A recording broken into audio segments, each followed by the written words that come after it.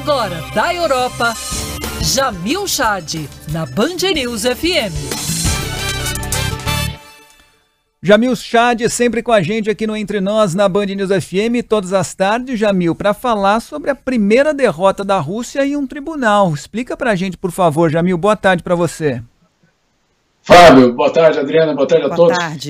Boa tarde. A Corte Internacional de Justiça, vamos confundir com o Tribunal Penal Internacional, os dois ficam em Haia, mas estamos falando da Corte Internacional de Justiça, que hoje determinou medidas provisórias, basicamente ordenando a Rússia a se retirar da Ucrânia e acabar, ou pelo menos suspender, é a palavra utilizada pelo tribunal, suspender a invasão. Porque, segundo o tribunal, aquele argumento que a Rússia usou de que estaria acontecendo um genocídio contra a população que fala russo dentro da Ucrânia, não há nenhuma indicação de que esse genocídio tenha acontecido, e mesmo se ele estivesse acontecendo, não é o caso de invadir um outro país de forma unilateral, sem passar pelo Conselho de Segurança da ONU, etc., para defender aquela suposta população que está sendo afetada. Então, é uma decisão importante, é uma decisão que é sim vinculante em termos legais.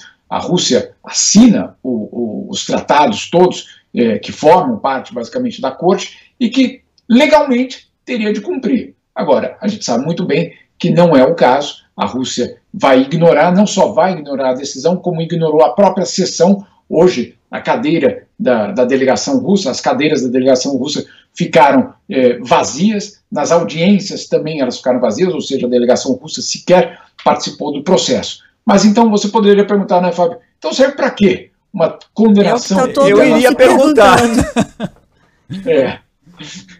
Serve pelo menos para duas coisas. Em primeiro lugar, a parte política dessa história. Colocar pressão sobre a Rússia no sentido de que não é mais um país inimigo, uma ideologia, um partido político, etc., que está condenando a Rússia. Não, agora nós estamos falando do Tribunal Internacional de Justiça, que neste caso não teria lado. Ele julga o cumprimento do direito internacional, e ponto. Ali não estão presentes juízes que representam países, são juízes, ponto. Então, os juízes determinaram. É muito importante a gente entender que no direito internacional, claro, não existe polícia internacional, então é muito difícil ser aplicado, sim, mas não por isso o direito deixa de existir. Então, em primeiro lugar, a pressão política, a pressão que é colocada porque agora existe um julgamento, e esse julgamento determinou de uma forma legal que a Rússia violou os tratados internacionais. Não é mais Joe Biden dizendo, não é mais um líder europeu ou nada disso. É uma decisão de um tribunal. Primeiro ponto. Segundo ponto, ela ajuda a justificar o isolamento da Rússia. Também um ato político, mas ela ajuda a, pelo menos, legitimar quem for tomar decisões contra a Rússia. Ajuda no processo de paz? Provavelmente não, mas certamente vai ter um peso no que se refere a essa pressão política que é colocada. No ambiente internacional, meus caros, é muito difícil a gente falar, manda prender, não tem a polícia para ir lá prender, né? Então é muito complicado, mas não é por isso que não há o constrangimento internacional e o peso de uma decisão judicial internacional como essa. Seria bom se tivesse o manda prender internacionalmente, mas não temos essa possibilidade. Agora, Jamil, falando especificamente o que você falou, que não deve ajudar no processo de paz, tem toda a força simbólica de ser a primeira decisão num tribunal internacional criado justamente para decidir se posicionar em casos de conflitos entre os países da ONU, mas tem um peso simbólico, mas não deve ajudar no processo de paz. Eu abri o Entre Nós de hoje com as informações de que, ainda que os discursos de todos os lados publicamente sejam muito duros, tem, de acordo com alguns analistas, um primeiro sinalzinho de talvez uma possibilidade de um cessar-fogo, como o Financial Times publicou que haveria um documento. Você enxerga esse sinal, esse sinalzinho de talvez um cessar-fogo, ou acha precoce, Jamil? Não, o sinal existe, Adriana, o sinal existe. Eu conversei com vários diplomatas aqui, existe uma esperança de que esse sinalzinho, que essa luz, que é pequenininha no momento, comece a ganhar força. Por que ganhar força? Porque hoje todos estão perdendo com a guerra. A Rússia, obviamente, por conta de todos os embargos, a Ucrânia, claramente, o país está destruído, já está destruído em 20 dias. A Europa, que olha só, a conta que vem pela frente para a Europa não é só do gás, do pão, etc., é de como lidar com esses refugiados. E a projeção é de que a Europa vai precisar de 30 bilhões de euros no primeiro ano desses refugiados, né? Então, é um custo extremamente elevado.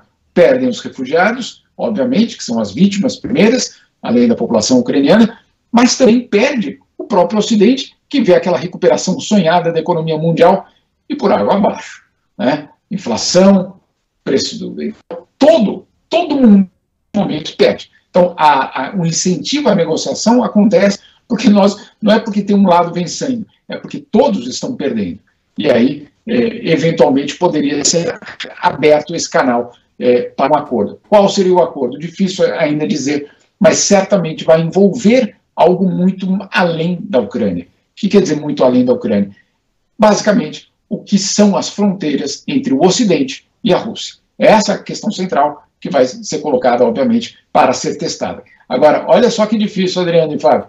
Eu estou conversando com o diplomata aqui, ele dizia, olha como vai ser difícil, tenta fechar essa equação, vamos tentar fechar eu e vocês dois aqui. O Putin tem que acabar a negociação, voltar para casa dele, dar uma coletiva de imprensa e dizer que ele venceu. O Zelensky vai ter que voltar para casa, tirar a camiseta e colocar o terno de novo e dizer, ganhei. E o Ocidente vai ter que dizer, eu ganhei, né? Então, você vai ter que fazer uma equação de uma saída de paz que todos digam, temos algo para oferecer aqui, valeu a pena. A guerra de todos perdem e depois, se houver uma solução ou um sinal de pacificação, nem mesmo que seja temporária, vai ser a guerra do todos ganham, né?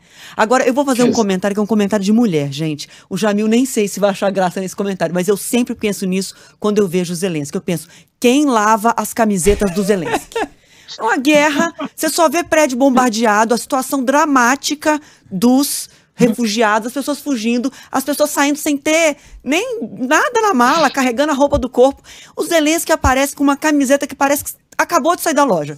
Quem é que tá lavando essas camisetas? Deve ter alguma mulher trabalhando lá, cuidando das roupas do Zelensky, Jamil. Não sei. Sempre penso isso. No tempo que eu não passava, porque agora eu passo, mas na época que eu não passava, eu tomava banho e pendurava as camisetas. Esse truque é bom. Claro, esse truque é bom. O vapor já faz o trabalho, sabe esse truque aí. Jamil, desculpa a brincadeira. Você é tão sério, tão preparado, eu fazendo uma piada aqui com você. Mas é que eu sempre penso nisso mesmo. Sabe? Puxa, as pessoas estão numa situação tão dramática e ele está sempre bem passado, o Zelensky. Obrigada. Valeu, Jamil. Obrigada demais, viu?